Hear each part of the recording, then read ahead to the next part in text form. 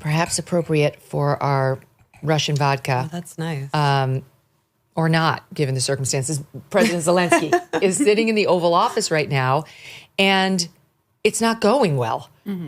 This is just coming across the wires. We've got a soundbite. Apparently what teed this particular exchange you're about to hear off is Zelensky was maintaining that Trump, he's sitting there with Trump and JD, that Trump cannot trust Vladimir Putin, and things went downhill from there. Watch.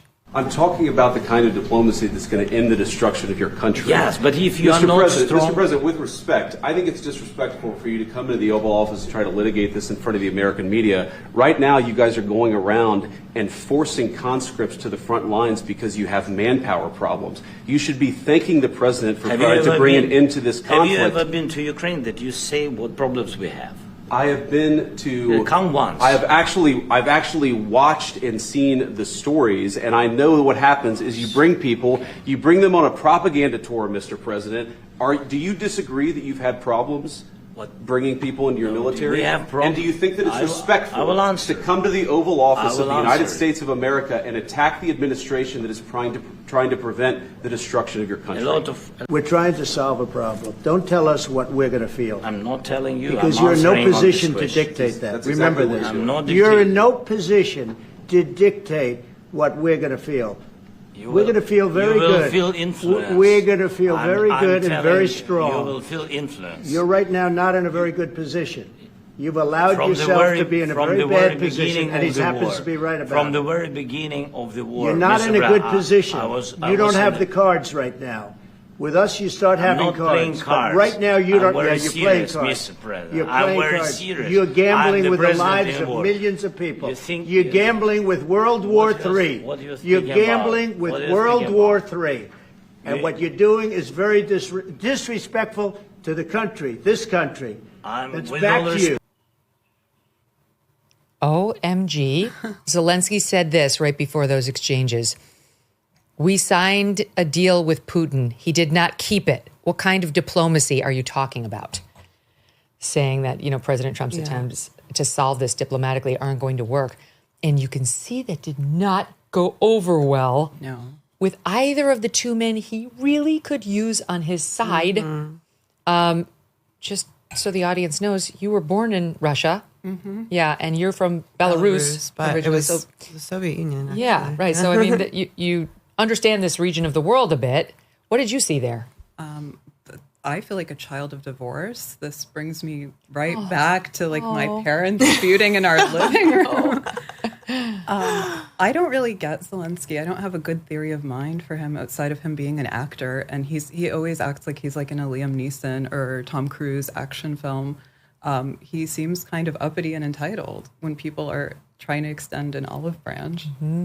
Yeah, I mean, he's been doing his begging for money tour for years. Oh no, you're good. No. You're good. You got it.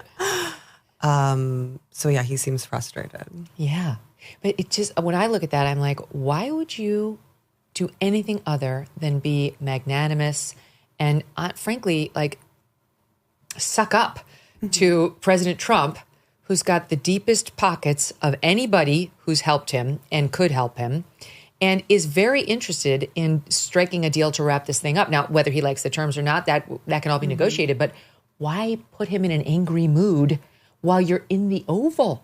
He hasn't read The Art of the Deal. No. He doesn't know how to strike it. Does he think that the money will dry up if he plays nice with Trump because he's so used to receiving largesse from the Biden administration and establishment Democrats? Is that the reasoning there? I have no idea. I assume so. Oh, and there's a new sheriff in town. He's got this is the man right there. Yeah. That man with the crazy blonde hair needs to like you, needs to believe in you. And we'll play more as we get it, but this is absolutely foolhardy of Zelensky. You get invited to the Oval Office. There's really only one posture you can take. You maintain your dignity, of course. Yes, as a foreign leader, you're entitled to do that on behalf of your people. But right, he shouldn't be groveling. No. As Trump says, he's not in a good position. He has a very low approval rating. People are not a fan of this war. That we've been saying it's obvious. I think is a proxy war. Yeah, right. And he's saying, you're going to get us into World War III. You want World War III. Trump's saying that. He's not wrong. I mean, Russia has nukes. Yeah. This is one of the reasons why people over here have been so concerned about the increasing aid we've been giving, the increasing weaponry we've been giving. We do not want a nuclear war with Russia at all, especially over Ukraine and whether it's going to join NATO or have this slice of territory, it's or Russians. Yeah, I mean, I was surprised by how contentious this exchange is. It almost feels staged or something. I mean, I assume it's not, but I'm sure you guys are familiar with like the Marco Rubio comments recently. He's been doing a pretty good job. And he was talking about how historically when they try to negotiate with Zelensky, he kind of meets them halfway and accepts some of their terms and then goes back and blabs to the media that like, no, I rejected this decision or this treaty unilaterally. Which is what just happened on this minerals deal where Marco, they never have the presidents meet directly before they've had the diplomats meet directly. And the diplomats are supposed to strike the deal. And only when the deal is struck do you then put the leaders together so they can just look like, yay, we're winners. Look what we did.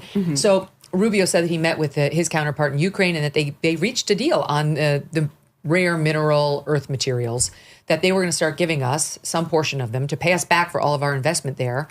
And also to keep us economically invested in the harvesting of those minerals on a go-forward basis, which Trump sees as a security guarantee for Ukraine. If we're over there, our economic interests are over there mining these minerals, Putin, his theory is, will be less likely to invade again or do anything to upset Ukraine. So that's where they got. Marco Rubio said it publicly. Zelensky suddenly said there's no deal. Rubio comes out and says, this guy constantly does this. Like we did have a deal. Now he's saying no. Then the news came, yes, there is a deal. And Zelensky comes to the Oval and apparently uses it as an opportunity to tell Trump, once again, he can't trust Putin. I mean, this is just dumb. This is dumb diplomacy on his part. But here's another soundbite we just got. It is Trump telling Zelensky, we gave him $350 billion of our money. Watch. Your country is in big trouble. Can I Wait a answer? minute. No. You've done a lot of talking. Your country is in big trouble. I know. You're not winning. I know. You're not winning this. You have a damn good chance of coming out okay because of us. Mr. President, we are staying in our country, staying strong from the very beginning of the war. We've been alone, and we are thankful. I said thanks you haven't in been this alone. cabinet, you and haven't not been only alone. in this cabinet. We gave you, through this stupid you. president, $350 billion. You voted we gave for you your military president. equipment, You and you voted men for are your brave, president. but they had to use our military. What about if you didn't have You our invited military me. equipment, You invited if me you to didn't speak. have our military equipment, this war would have been over in 2 weeks. He's not wrong. No. This did not go well, ladies. No, Listen to this. it's Here's some tragic. reaction.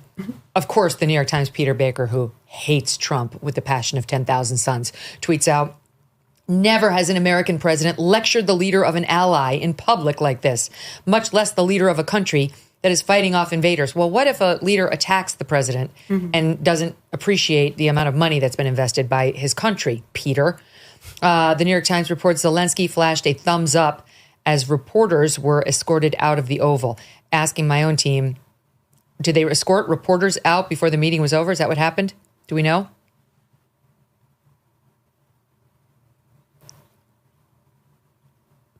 All right, that's what we think happened. Perhaps they were continuing the meeting in private. Peter's wife, Susan Glasser of The New Yorker, who is horrid. I can't say enough bad things about this person. Tweets out, this is the most shocking behavior by Trump and Vance I've ever seen in the Oval. An ambush.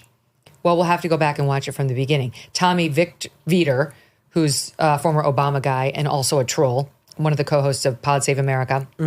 These fucking assholes lecture and condescend to Zelensky and then fluff Putin at every possible opportunity. Absolutely disgraceful. This is going to be talked about for a very long time. We're witnessing a very important moment right now.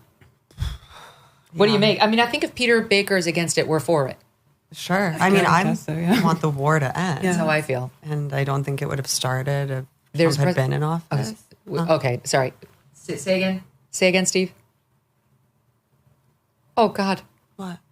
There's a press conference that's going to start. Wow. I don't like my chances on how well that's going to go. You don't just go out and buy a life jacket when the boat is already sinking. And you don't buy gold when the economy has already collapsed. Clearly, others are heeding this advice as gold hit all-time highs already this year.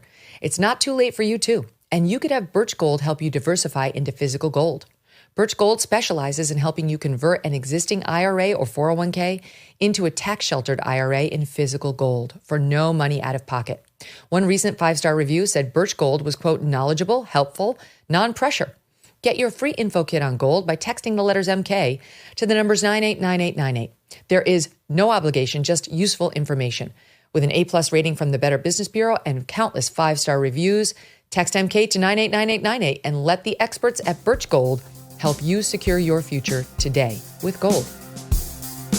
Thanks so much for watching. If you like what you just saw, hit the subscribe button for more clips and full episodes.